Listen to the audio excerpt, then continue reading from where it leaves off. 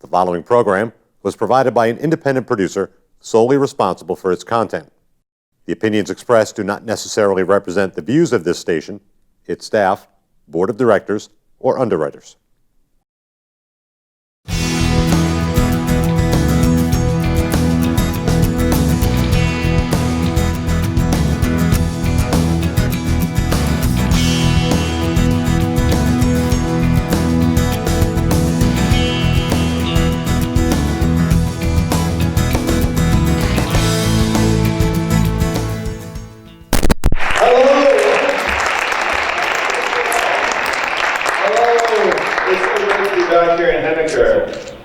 I'm Andrew Yang. I'm running for president as a Democrat in 2020. I'm going to make one correction to what Aaron said.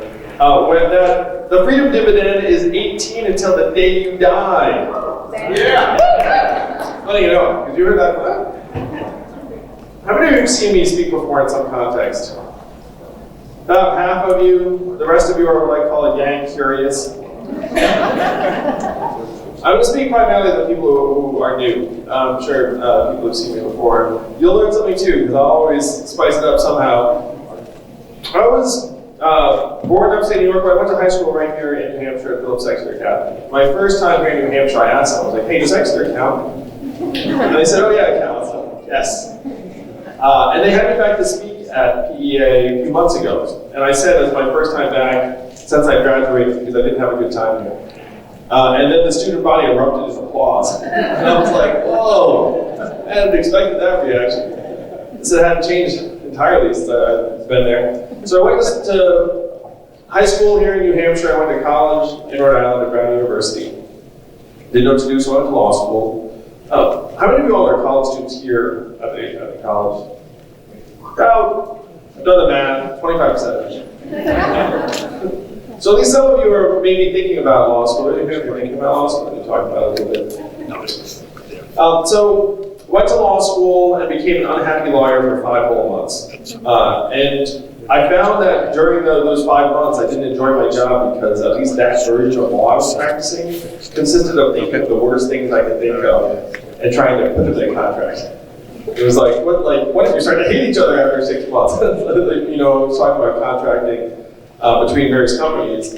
How many of you all have started a club or mailing list or organization or a nonprofit or business? So I left the law to start a business, and if you have your hand up, you know 2 things. One, it's much harder than anyone ever lets on to start something. And number 2, when someone asks you how it's going, what do you say? Great. Only one right answer to that question. So my business went great until it failed. My parents told people I was still a lawyer because they're Asian, and I was Asian probably. But I've been bitten by the bug, and I said, well, I need to try and get better at building something. And so I worked with a more experienced entrepreneur for a number of years, and then I became the head of an education company that grew to become number 1 in the United States, and was bought by a bigger company in 2009. Now, 2009 was a really tough time in the country. How many of you were here? The students here, maybe not, but how many of you were here in this part of New Hampshire in 2009? 10 years ago. It's hard to believe that the financial crisis was 10 years ago, right? It seems like yesterday. In my opinion, the country is still recovering from the financial crisis. We've never truly recovered. And the financial crisis hit me hard in part because I thought I knew why the economy had crashed. It's because so many of the wannabe whiz kids I've gone to Exeter and Brown and Columbia with and gone to Wall Street and created these exotic financial instruments and derivatives and mortgage-backed securities that have crashed the economy. And I thought, oh my gosh, like this is what we're doing? What a train wreck. And so I thought, well, if this is where we're directing so much of our energy and talent, let's try and find something new for people to do. And the vision I had, because entrepreneurship had been so formative for me, was to have more people starting businesses in places like Providence and Detroit, and Cleveland, Baltimore, St. Louis, Birmingham, cities around the country that could use a boost. So I was so struck by the financial crisis that I quit my job and I started a nonprofit called Venture for America. And I started calling rich people I knew with this question: do you love America? And then the smart among them said, what does it mean if I say yes? And then I said, at least $10,000. And so 12 of them said, I love America for $10,000. So we started with a couple $100,000, it grew to the millions. And we helped create several thousand jobs around the country in 15 cities. I was honored by the Obama administration as a champion of change. So I got to bring my wife to meet the president. My in-laws were really happy with me for about a week. They saw pictures, like, oh, she did all right. So I was getting clapped on the back and celebrated, but I had this sinking feeling that I was pouring water into a bathtub that had a giant hole ripped in the bottom, that for every job my organization was helping create, we were losing tens or hundreds of jobs. How many of you are from New England? How about like the New York, general Northeast like me? Midwest, anyone? South? West Coast? Look at that. So I had never spent time in the Midwest and the South prior to running Venture for America, and I was blown away by the gulf between different parts of the country, where if you fly between St. Louis and San Francisco, or Michigan and Manhattan, you feel like you're crossing decades or dimensions or ways of life, and not just a few time zones. So I was digesting all of this, and then Donald Trump became our president in 2016. How did you all react when he won? Tears, shock, disbelief, horror. To me, Donald Trump's victory was a giant stop sign, a red flag. It said, wait a minute, tens of millions of our fellow Americans thought it was a good idea to take a bet on the narcissist reality TV star. That was stunning to me. And though many of you were shocked or sad when he won, we all have friends or family members or neighbors who were really excited about it. And so I tried to dig in to why he won. If you were to turn on cable news, why would you think that he's our president today? Why do you think that cable news thinks he won? Facebook. Racism, Facebook, Russia, FBI, Hillary Clinton, emails, all smashed together into some kind of cocktail. But I'm a numbers guy. The numbers tell a very clear and distinct story as to why Donald Trump won. He's our president today because we automated away 4 million manufacturing jobs that were mostly based in Ohio, Michigan, Pennsylvania, Wisconsin, Missouri, and Iowa, all the swing states that Donald Trump needed to win and did win. It happened here in New Hampshire a little bit earlier, maybe a decade earlier, in the northern part of the state primarily. You all lost 39,000 manufacturing jobs as the plants and mills closed. And you know in those parts of the state, they've never recovered. Those towns, they've emptied out. And blue has gone to red. The same thing happened in every manufacturing town in these Midwestern swing states. That if you look at the voter district data, there's a straight line up between the adoption of industrial automation and the movement to Donald Trump. And unfortunately, we're not going to stop at the manufacturing jobs. How many of you noticed stores closing where you live here in New Hampshire? Raise your hand. Oh, look at that, it's everyone. And why are those stores closing? Amazon, one word answer, right? Amazon's soaking up $20 billion in business every single year, closing 30% of your stores and malls. How much did Amazon pay in federal tax last year? Zero. That is your math. New Hampshire. 20 billion out, zero back, 30% of your stores and malls closed. And the most common job here and in most of the country is retail clerk. The average retail clerk is a 39-year-old woman making between $9 and $10 an hour. When her store closes, what is her next move? How many of you have seen a self-serve kiosk in a McDonald's or a fast food restaurant? And McDonald's says they'll be in every location by 2021, 2 years from now. And it's going to go from the front of the house to the back of the house, the food production areas. Food prep and food service, third most common job category in the United States. When you all call the customer service line of a big company, you do the same thing I do, which is you dial 000 human representative to get someone on the line, right? Like we all do it. Raise your hand if you do that. Yeah, the software is miserable. No one wants to deal with that. But in 2 or 3 short years, the software is going to sound like this. Hey, Andrew, how's it going? What can I do for you? It'll be fast, seamless, a little bit seductive. If you're not paying attention, you might not even realize that software is going to be so good. You don't need artificial general intelligence to replace a call center worker who's making 14 bucks an hour. You just need lots of voice prompts and software that'll recognize not just the words you're saying, but the tone of voice. It can tell when you're getting agitated, and a decision tree in products. I talked to a group of 70 CEOs in New York City, and I asked them, how many of you are looking at replacing your back office clerical workers with AI and software? Guess how many hands went up out of 70? Oh, 65. All 70. All 70. There are no stragglers. There are no 5, like, I'm not doing it.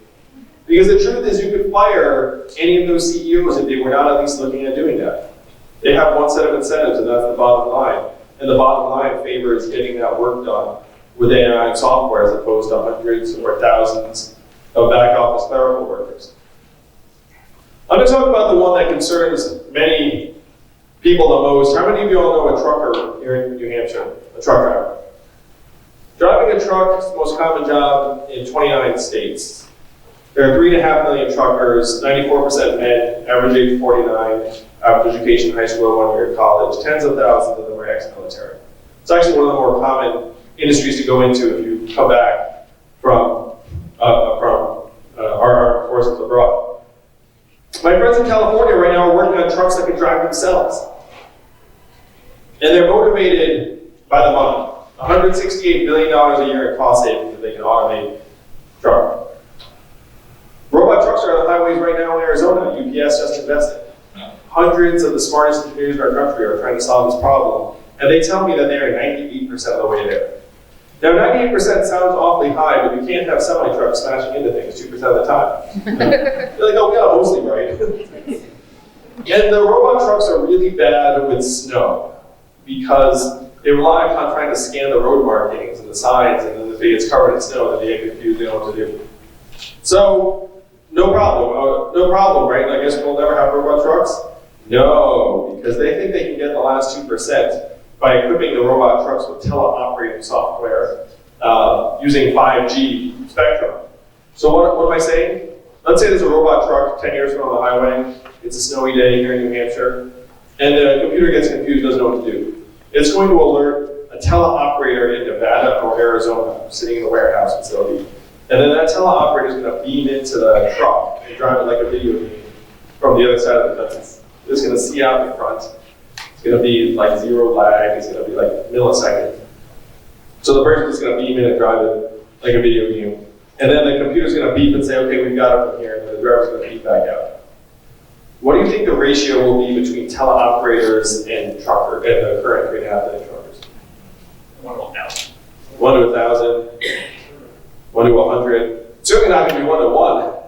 Right? You're not going to have 3.5 million people sitting like waiting for a truck to take over. What's that going to mean for the 3.5 million truckers or the 7 million Americans who work in truck stops, motels, and diners that need the trucks to stop and the truckers to get out and have a meal or go to sleep? If you think about it, our highway system is like a circulatory system, and the trucks are like blood vessels, you know? And then these truck stops are like places where they stop and like take things out and rest. Almost 10% of the jobs in the state of Nebraska support trucking.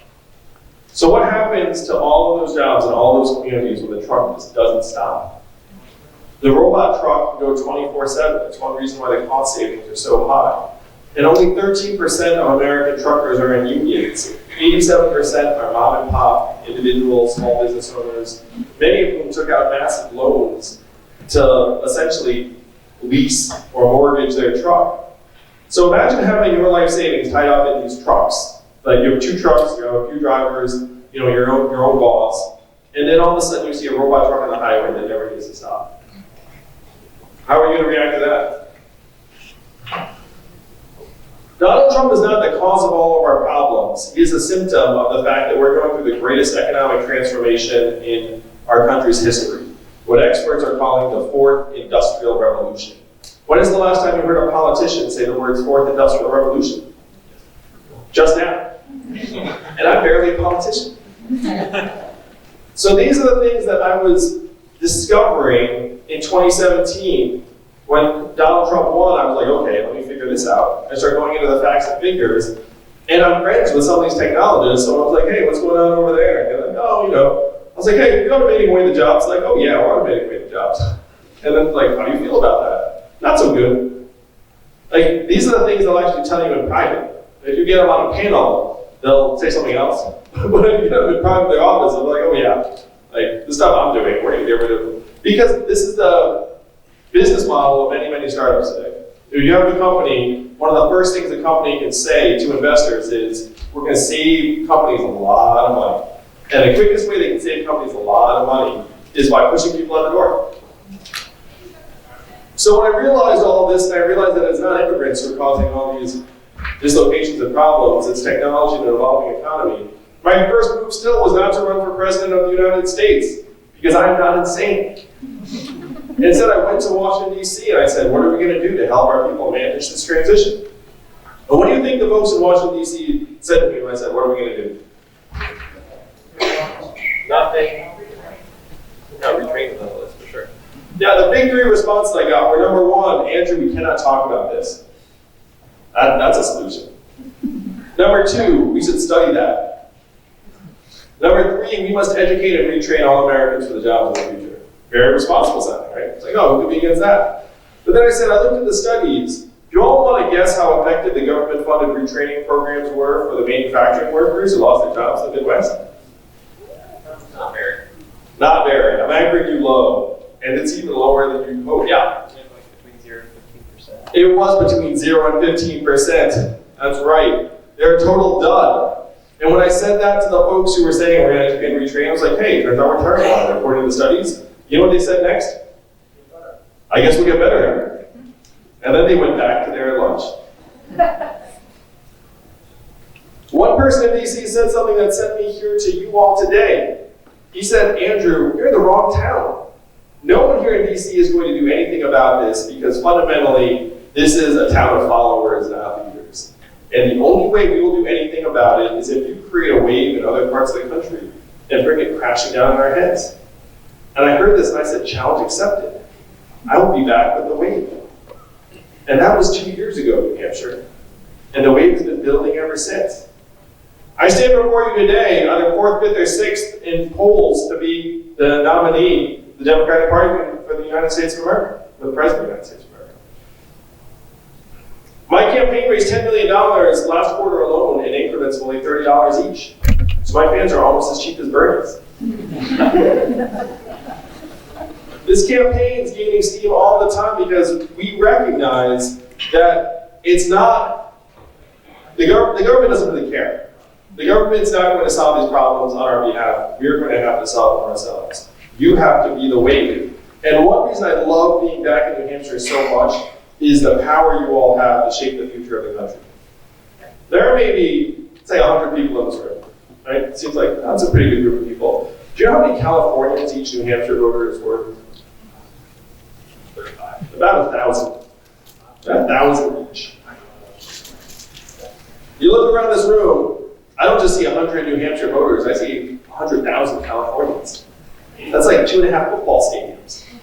That's why I love being here, because you all have this unique power. This is one of the only places in the country where democracy still functions the way it was intended. The only places. The rest of the country looks up and they see these pipes that are clogged with money, with lobbyist cash, and they look up in despair and they say, my vote can do nothing about this. They are generally correct. Only your vote can do something about it. Only New Hampshire can flush the pipes clean. Only you can create a new way forward for the country where we rewrite the rules of the 21st century economy to work for us, to work for you, to work for our kids. So the question is, how are we going to use this power? What is the vision that we need to present to the rest of the country in 2020? If you're here today, at some point you heard something like this. There's an Asian man running for president who wants to give everyone $1,000 a month. And the first time you heard that, you were like, wow, that sounds too good to be true. It sounds like a gimmick. But if you dig into it, you find out it is not a new idea. Certainly not my idea. Thomas Paine was for this at the founding of the country. He called it the citizen's dividend for all Americans. Martin Luther King championed this in the 1960s, called it the guaranteed minimum income. And it is what he was fighting for the day he was assassinated in 1968. It was so mainstream that 1,000 economists endorsed it in the 60s. It passed the U.S. House of Representatives. It's the Russians. Sabotage my events.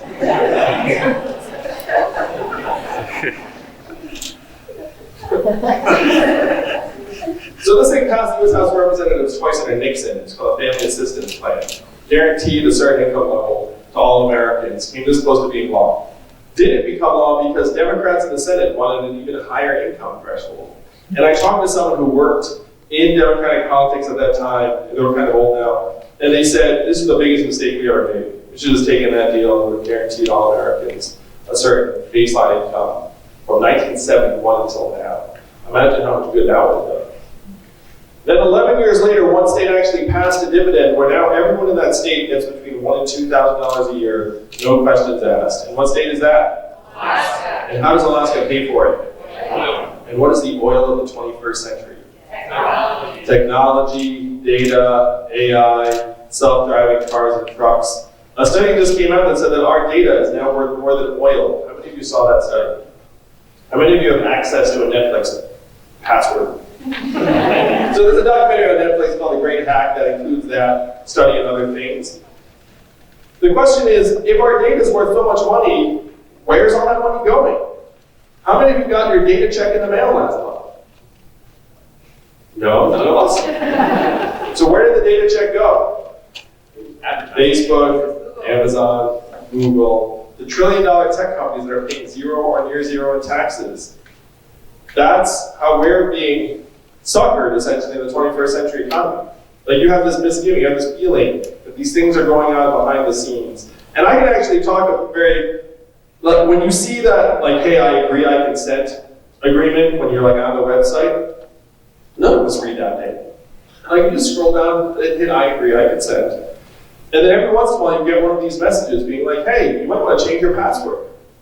And you're like, why are you telling me to change my password? Or you see a headline saying, Yahoo got hacked. You might want to change your password.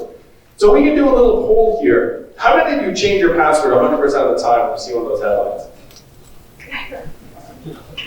Yeah.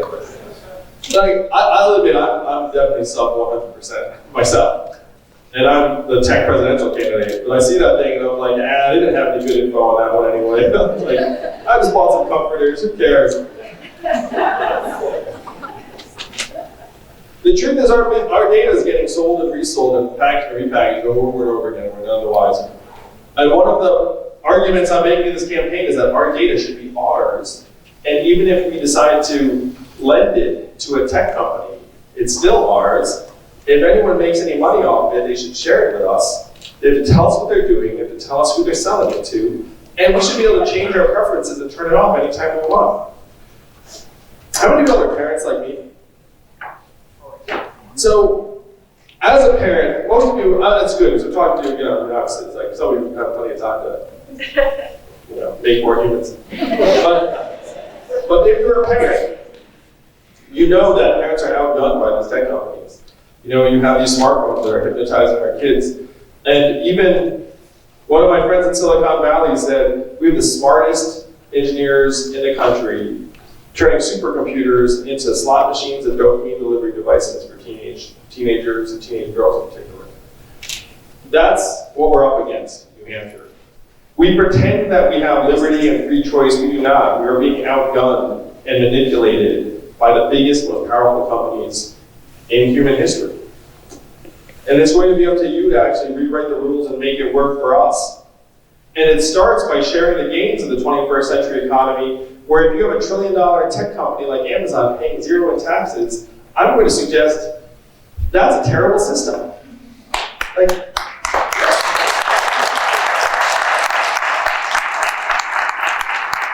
Amazon should be paying less in tax than everyone in this room. If anything, we should be getting a tiny slice of every Amazon sale, every Google search, every Facebook ad, every robot truck file. And if we did these things, we could easily afford a $1,000 dividend for everyone here in New Hampshire and everyone around the country. Particularly because after you get this dividend, how are you going to spend the money in real life?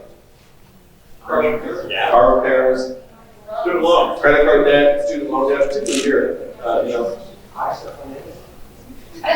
He's right.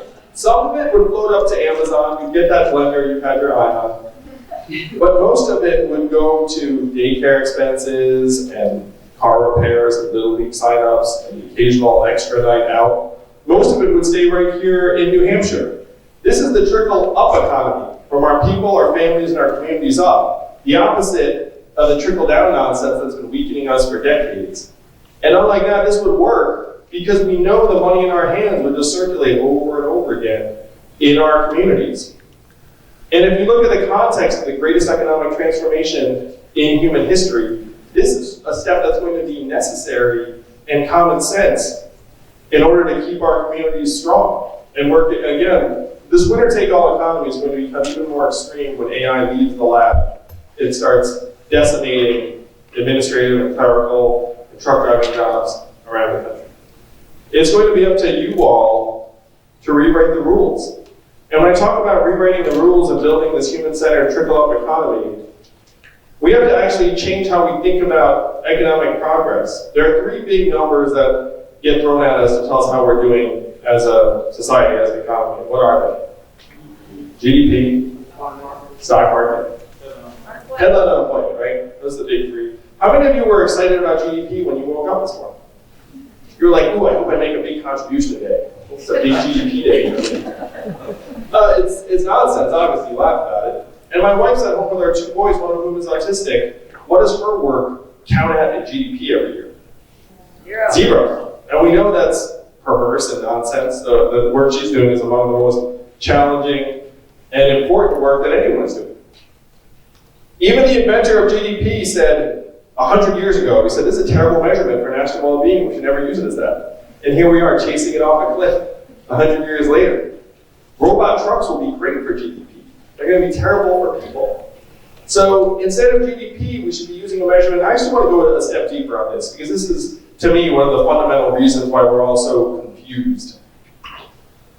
So GDP is at record highs right now in the United States of America, also at record highs. Stress, financial insecurity, student loan debt, mental illness, depression, suicides, drug overdoses, all at either all-time highs or record highs. It has gotten so extreme that our life expectancy has declined for 3 years in a row. The first time that's happened in 100 years. Last time that happened was the Spanish flu of 1918, a global pandemic that killed millions. We are back there now because for the first time in American history, suicides and drug overdoses have overtaken vehicle deaths as cause of death in this country. The reason it hasn't happened in 100 years is that it's actually highly unusual for life expectancy to decline ever in a developed country. That is not normal. It ordinarily just keeps on creeping up because we get stronger and healthier and more advanced. For it to go down, and then down again, and then down again, that's not normal at all. That's disintegration. That's people essentially getting pushed into despair and oblivion by an inhuman and punishing economy. And for the young people here in this room, we have left you an awful mess. It is deeply immoral what we have done to you. If you were born in the 1940s in this country, there was a 93% chance that you were going to end up being better off than your parents in terms of your income. That's the American dream. I'm going to do better than my parents did. If you're born in the 1990s, that's down to a 50-50 shot, and it's heading below 50 very, very quickly.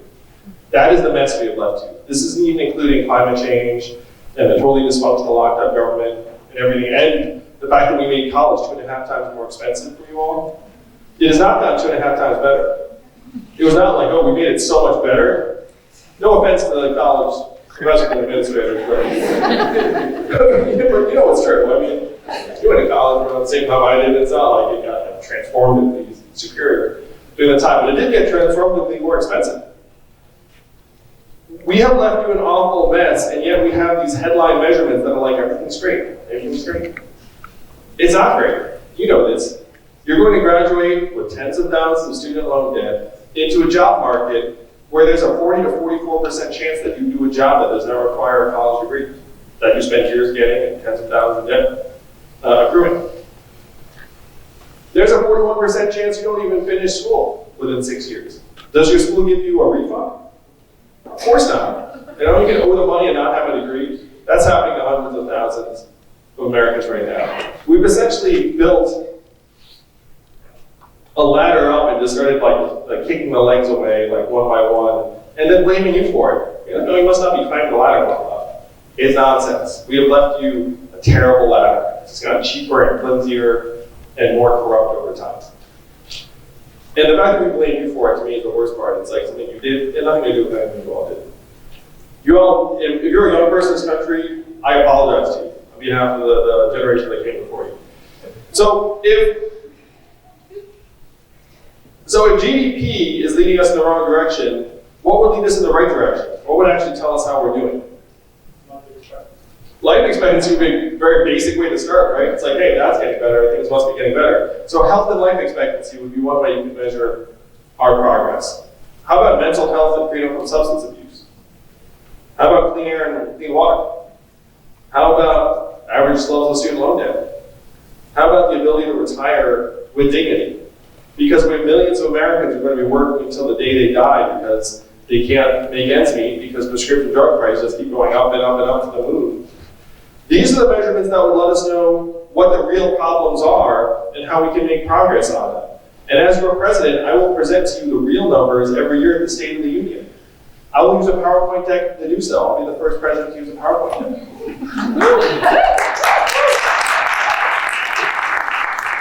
Even Donald Trump as the candidate, remember this? He was like, oh, headline unemployment, it's fake news, numbers are bunk, like millions of people out of the workforce. And then he becomes president, all of a sudden the numbers are real. Oh, do you remember this? He was right the first time. The numbers are garbage, shall we speak. GDP, it has no relationship to how we're doing. Stock market prices, the bottom 80% of Americans own 8% of stock market wealth. The bottom 50% own 0. So you have a measurement that corresponds to the top 20% of your population. We pretend it's 100%. And headline unemployment, I talked about it, but it doesn't include the people dropping out of the workforce. It doesn't include the 94% of new jobs are temp gig or contract jobs. It doesn't include the fact that people are working 2-3 jobs to make ends meet. It's like, oh, you're employed. Like, done. It doesn't even include the fact that millions of Americans, particularly men without college degrees, have dropped out of the workforce for good. And our labor force participation rate is now down to 63%, a multi-decade low at the same levels as El Salvador and Costa Rica. Don't hear them saying any of that. It's just things are great, things are great, things are great, while you know things are not great. This is why Donald Trump won, is that we've been selling people a bill of goods for a long time. Donald Trump, in 2016, he said he was going to make America great again, and what did Hillary Clinton say in response? Racist. America's already great. Remember that? America's already great. And that did not quite work. So this is the vision for a new way forward that you all have to present to the rest of the country as quickly as possible. Number one, we have to have the biggest winners of the 21st century economy pay their fair share. Number two, we have to give that fair share to us so that we can make our families, our communities stronger. We know best how to improve our own lives. And number three, we have to start measuring our progress in terms of how we're actually doing. Like our mental health, clean air and clean water, how our people are doing instead of these century-old measurements that have nothing to do with our progress. This is the new way forward. And Donald Trump got some of the problems right. The right response is not to pretend the problems don't exist. We have to acknowledge their reality and depth. But his solutions were the opposite of what we need. What were his solutions? We're going to build a wall. We're going to turn the clock back. We're going to bring the old jobs back. We have to do the opposite of these things, New Hampshire. We have to turn the clock forward. We have to accelerate our economy and society as fast as possible. We have to evolve the way we think about ourselves and our work and our value. And I'm the ideal candidate for this job because the opposite of Donald Trump is an Asian man who likes math.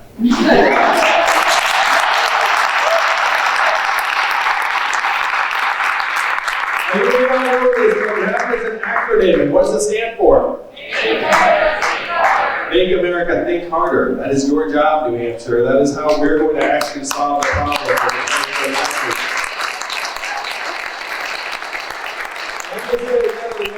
You have the sense of things. For a presidential candidate, I have a moderately low interest in a political career. I want to get to DC, solve the problems, and go home. That is the way it should be. I'm for term limits for Congress. I'm for making government service a one-way trip. It's not like you get there and then you hover there like a spider and get rich. How the heck is Washington, D.C. the richest city in the country? What do they make? Bad decisions. Bad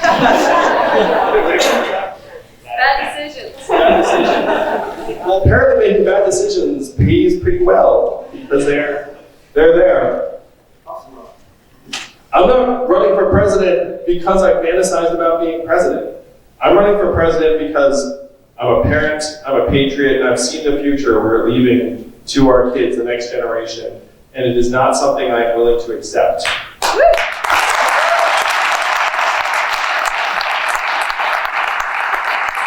We owe them better than this. We owe them better than this, and New Hampshire, that is the message you're going to take. You're going to give us all a chance to look our children in the eyes and say to them, we did our best, we left you a country to be proud of, and you're going to be all right. So I'd love to take some questions from you all, but we're going to make history together in 2020. I hope you feel that we're going to move the country forward. Do you have a mic you want to run around? Good times. Good times. We need a mic. Sure, get us started. Here you go. All right, you retweeted me a couple weeks ago, and it was the best day of my life. Okay, I should have I've been following your campaign since July, and I have a math degree, so I just have to follow you, obviously. So my question, I have a couple questions. Do you ever accidentally say, "Make America Great Again"? Okay, my real question is, so right now we have a relationship with Saudi Arabia, with this country that has a prince that is, in my opinion, a murderer. And we sold weapons to them that they've used in Yemen to create one of the worst humanitarian crisis in the world. Yep. So if you were president, what would our relationship with Saudi Arabia be? First, thank you for the support, and I think I remember retweeting it. I don't know, so,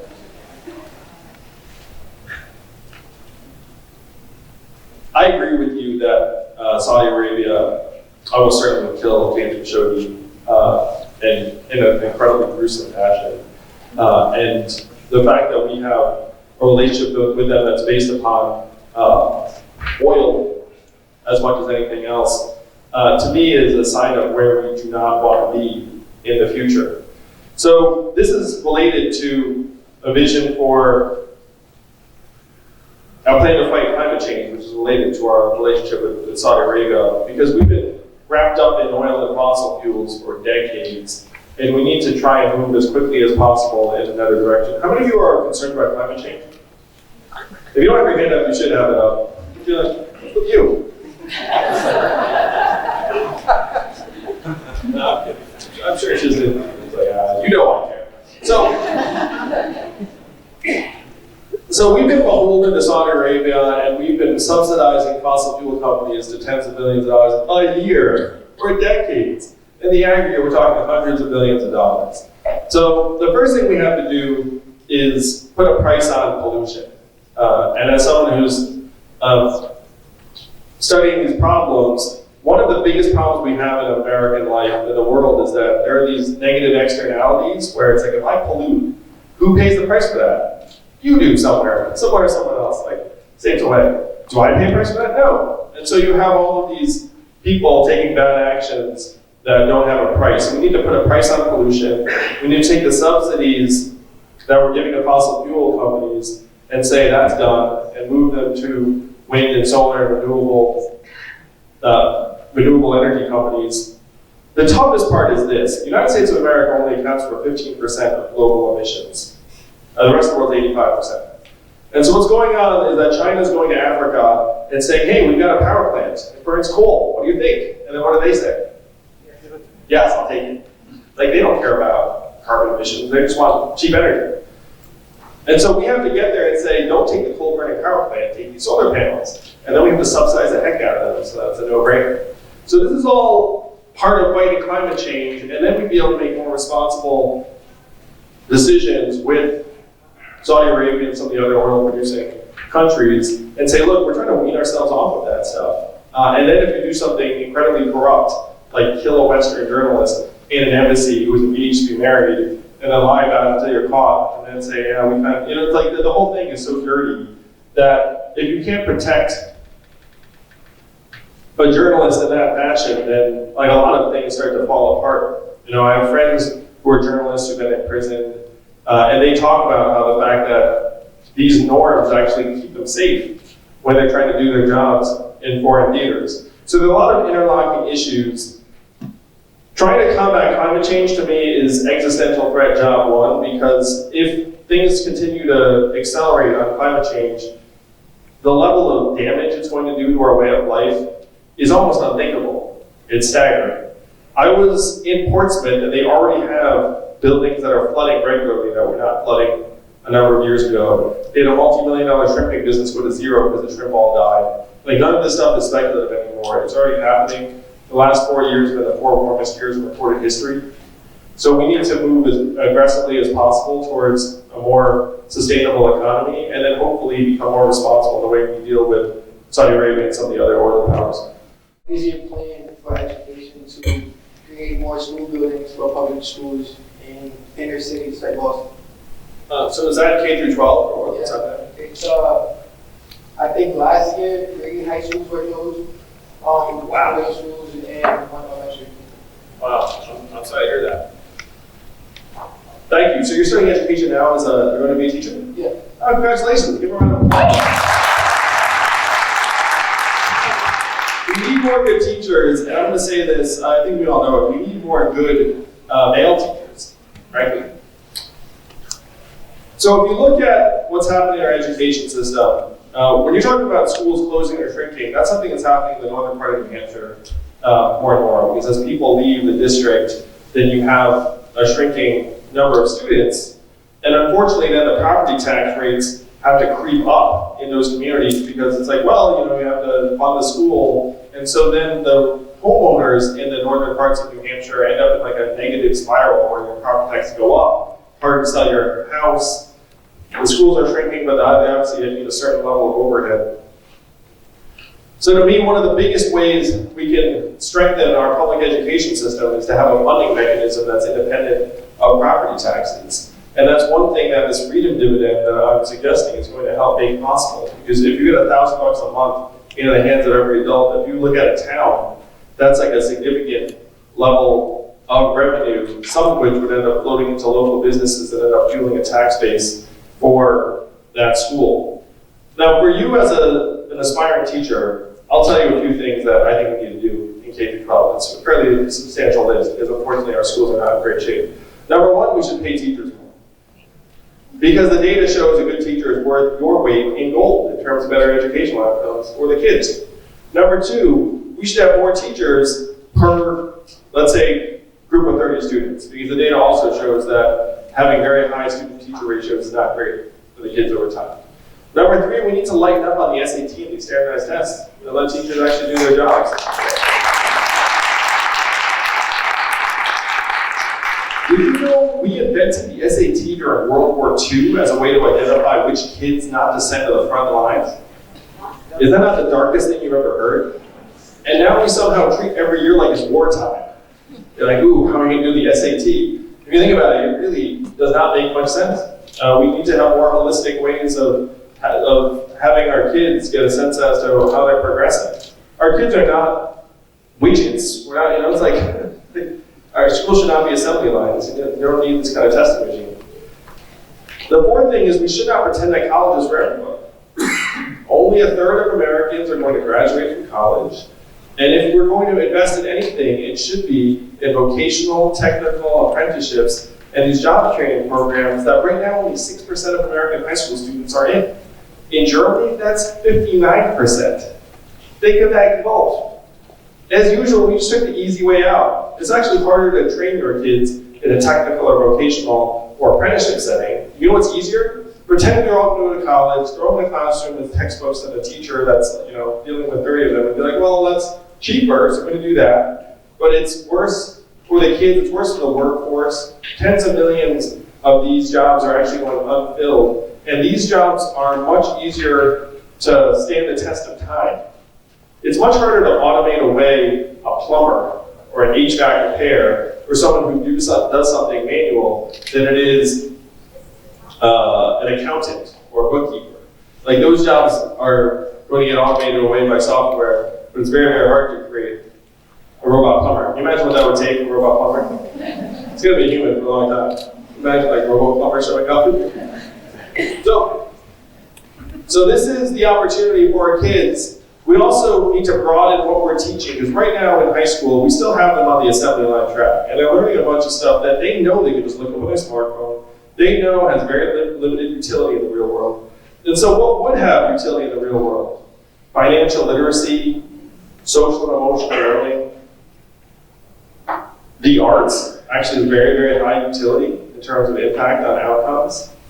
Relationship management, managing technology, like these are the things that would actually make school interesting for our kids. And again, it would not pretend that they're all going to go to college. We essentially have to try and educate our children for the 21st century economy that's going to end up valuing and rewarding team building, relationship building, interpersonal skills and relationships. But that's not the way we're training our kids. We're training our kids for a 20th century economy that no longer exists. And the biggest thing we could possibly do, how many of y'all are teachers or educators in this room? Or K through 12, we'll stick with that. So if you're K through 12, you know that you can account for approximately 1/3 of that kid's academic performance, and the other 2/3 is parental time spent with them, environment at home, stress levels in the household, number of words read to them before they even showed up to school on day one. And then we're holding educators to impossible standards where we're like, educate our kids. And they're like, I can control approximately 35% of your kids' performance, and the other 2/3 happens after they leave the school. So if you're going to give the kids an honest chance to learn, what you would do is you put money into the hands of parents and families and free up maybe one of the parents to spend a bit more time with the child when they're young, have a less stressful environment in the household, and make it so the kid has an honest chance to learn, and then the teachers have a better chance to teach.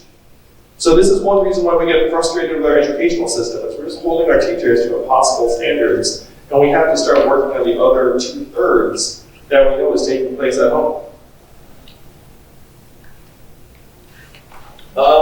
Yes, use you here? Sure, I'll give you the mic, it's cool. Go ahead, you got it. Hi, my name's Jasmine. I'm a psych major and a social work minor, and I'm not a fan of like the immigration policy that like, Trump wants to do with the whole wall thing, and it's sad with all the kids that's gone missing and everything. Yeah. So I just want to know what your plan is for that to fix it.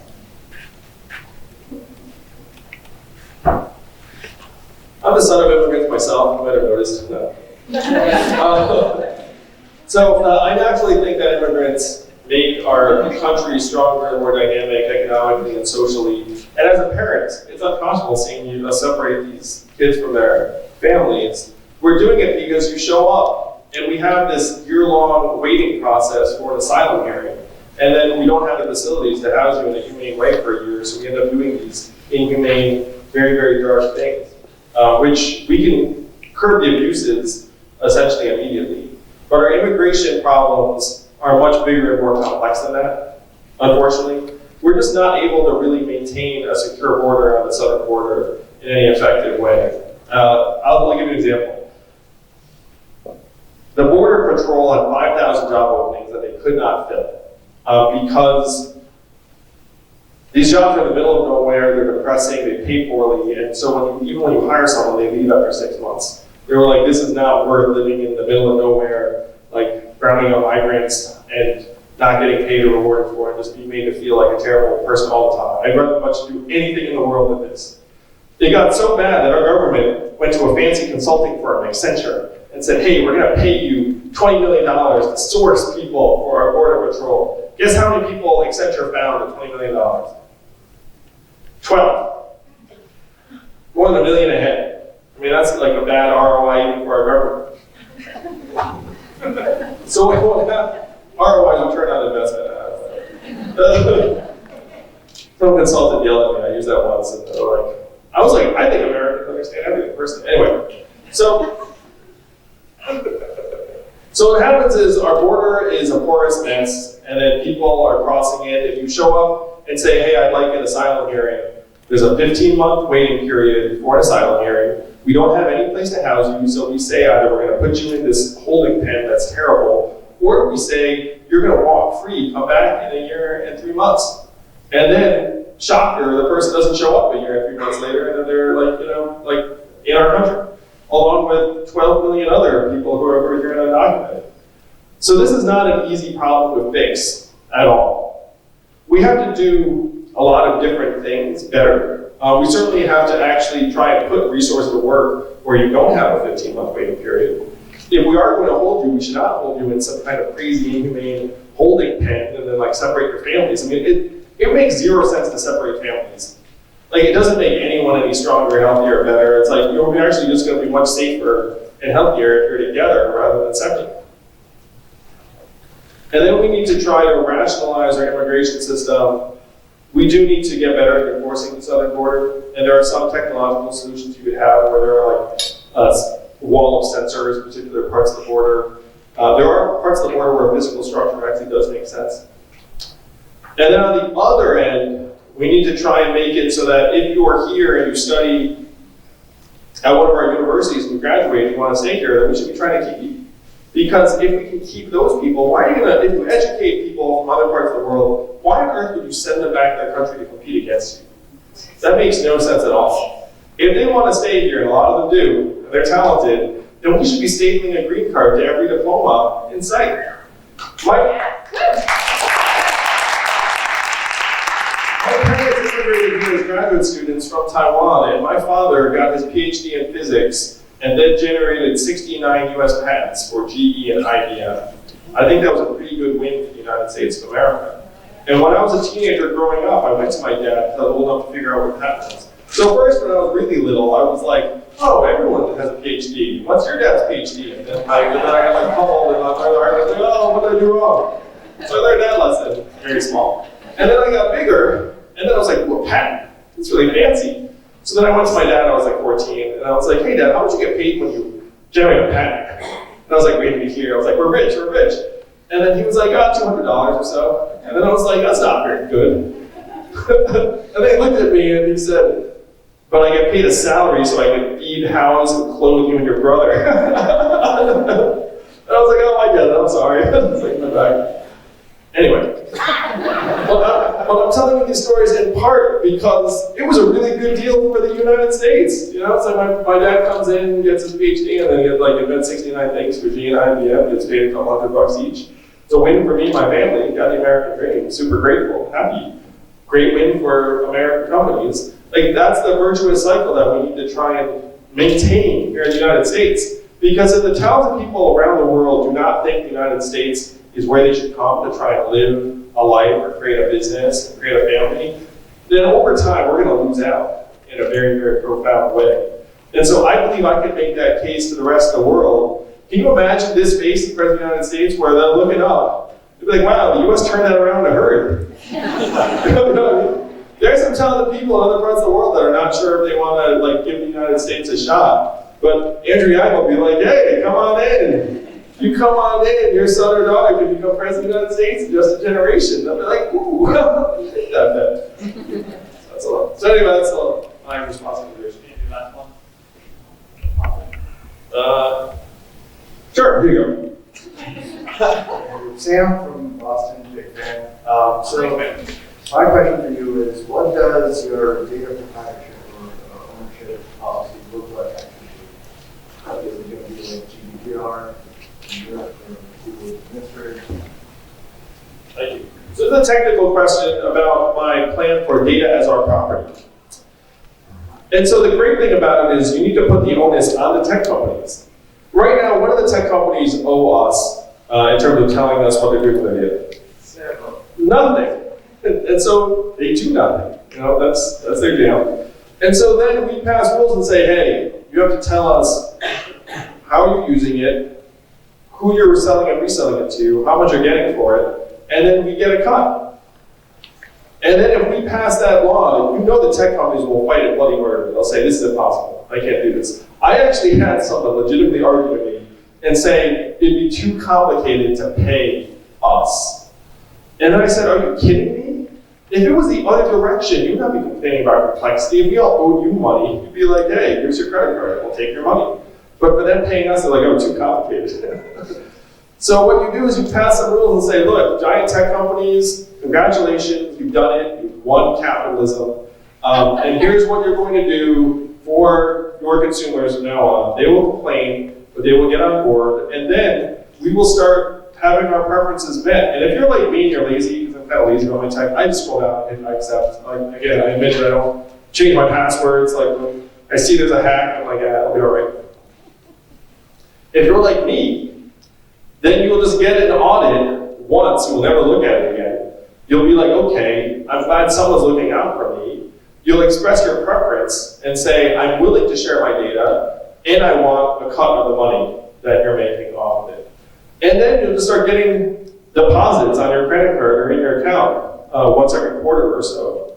And that will be the way most of us interact with it. Except once in a blue moon, where you're like, I decided to go digging through my own data audit, or something happens where you want to change your preferences. But for most of us, that would not be very common. Most of us just want to know it's safe, want to know we can check up on it if we want, and we want to know that if someone's getting money, we're getting a share.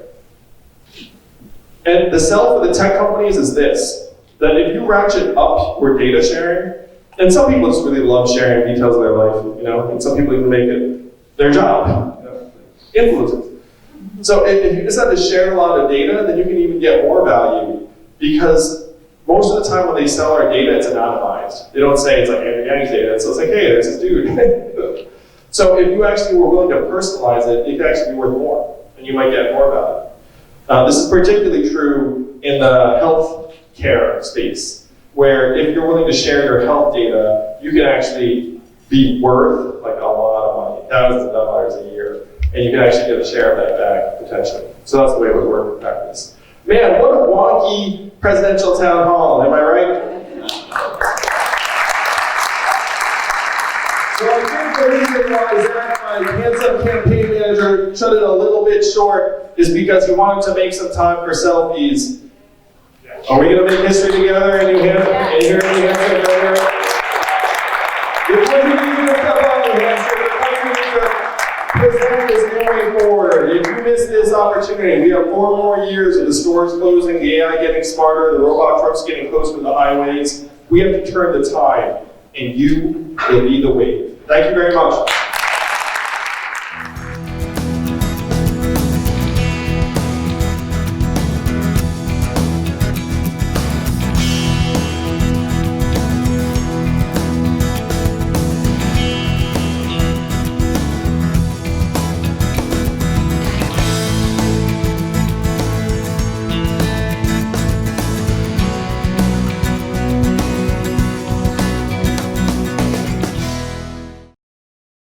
The preceding program was provided by an independent producer solely responsible for its content.